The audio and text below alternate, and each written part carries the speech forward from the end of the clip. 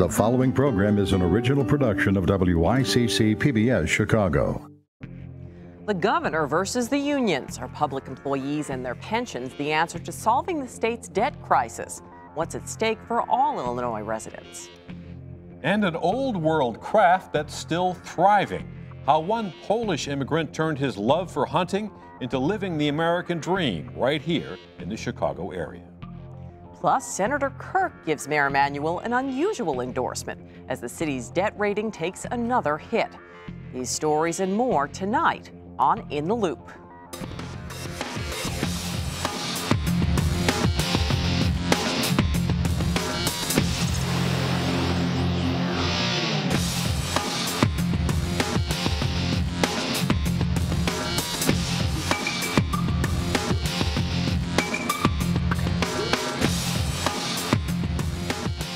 Good evening. I'm Chris Bury. And I'm Barbara Pinto. Union workers and their pensions are in the crosshairs of Governor Rauner's bold plan to solve Illinois' massive financial problems. The governor has proposed cutting benefits, reducing union funding, and enacting right-to-work zones in parts of the state. All this to plug giant holes in the state's budget. But labor unions and public employees are lashing out at what they say is the governor's attempt to weaken organized labor and follow in the steps of neighboring states, Indiana and Wisconsin. She is a mother and grandmother to her family and many more. For the past 2 decades, Joanne Washington Murray has helped families in crisis as a social worker for Illinois' Department of Children and Families. She took the state job knowing her modest salary now was a trade-off for solid retirement benefits later, including a pension. It's important to me to have my pension to support me financially and to just be secure in my retirement. Her husband is retired, and Washington Murray hopes to do the same in 4 years, but now worries a bold plan from Governor Rauner could put more than a third of the pension she's counting on in jeopardy. A lot of the workers that I speak to about the pension, they're angry. They're also afraid. The governor put a bullseye on state employees.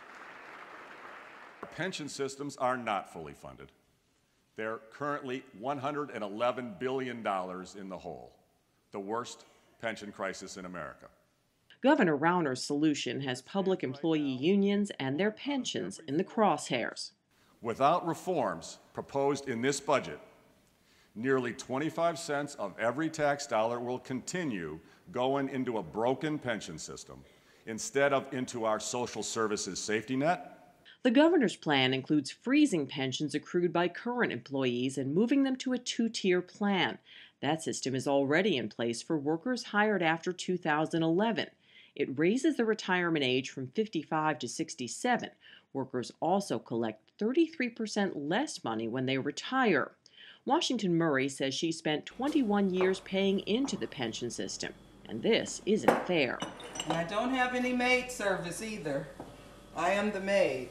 The state of Illinois did not put into the pension plan, so I just feel angry about it, really. What do we want? Tax the rich! When do we want it? Now! Anger over those proposed cuts sparked protests outside the Thompson Center. Union members and community activists demanding another solution. We said cut back! They said cut back! Illinois has the worst credit rating in the nation, mostly due to soaring pension debt. Governor Rauner sees reducing pension commitments as a way to regain the state's financial footing. Some say he has adopted the playbook of union-busting governors in neighboring states, Wisconsin's Scott Walker and Mitch Daniels in Indiana. Bruce Rauner has made no secret that he would like to impose so-called right-to-work laws. Anders Lindahl, Public Affairs Director for the American Federation of State, County, and Municipal Employees, the biggest labor union in the state of Illinois, says the governor is trying to balance the state budget on the backs of public workers. The governor is attacking the rights of these men and women who do the real work of state government and trying to silence their voices and weaken their unions. Lindahl says the governor fired first with an executive order ending mandatory fair share payments. Nearly 6,000 non-union workers make those payments to unions to cover the cost of contract negotiations. Ted Dabrowski from the Illinois Policy Institute says this is a free speech issue. Non-union workers should not have to fund union political activities they might disagree with. What Rauner is trying to change is allowing people to have a choice to join the union if they want and to pay those union fees if they want. But what he's saying is you shouldn't be forced to do that just to keep your job. The governor's office points to excesses allowed by the current system, including this ABC7 report. 2 retired UIC doctors, each collecting in excess of $400,000 a year in pensions. One was even rehired by the state, collecting that pension plus a paycheck. But critics argue Governor Rauner is using these examples of windfall for a few to strip benefits from many. The typical experience of the teacher, the child protection worker, the nurse, who is relying on that $32,000 average pension, very modest, and for most public employees doesn't have Social Security. Roosevelt University labor history professor Eric Gelman says targeting organized labor and government employees is the wrong approach. He says historically labor unions have helped create a robust middle class in Illinois and a stronger economy. Our economy thrives on consumer spending, but when the middle class and working class doesn't have that money to actually consume, in the long term, you're going to face dire economic circumstances in the state. The governor's plan faces legislative hurdles, including a Democratic majority with enough votes to override his veto. All this has left union members caught in the middle. Joanne Washington Murray says she's not looking to get rich off her pension. She just wants what she was promised, what she worked for.